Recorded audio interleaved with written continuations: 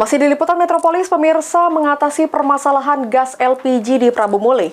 Polres Prabu Mulih khususnya Satintelkam terus memantau 4 agen gas LPG di kota Prabu Mulih.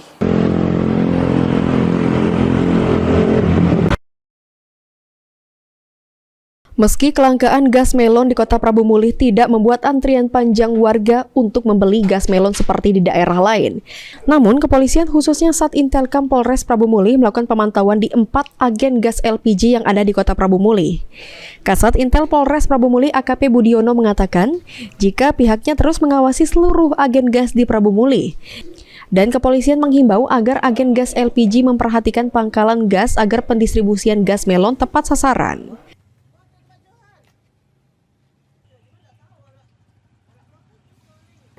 Kalau pantauan kita di agen-agen gas gimana, Ustaz? Kalau pantauan kita dari Satintel khususnya untuk agen gas itu ada 4. Ada yang di RKT 1, di Padat Karya 1, terus di Cambai 1, terus di Jalan Lingkar 1, ada 4. Itu nama-nama agennya ada di sini kan.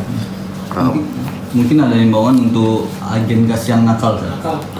Untuk himbauan kepada agen agar memperhatikan pangkalan, supaya pangkalan itu benar-benar mendistribusikan kepada pengguna langsung, sehingga harganya tidak melebihi head 18.500 sesuai dengan peraturan gubernur.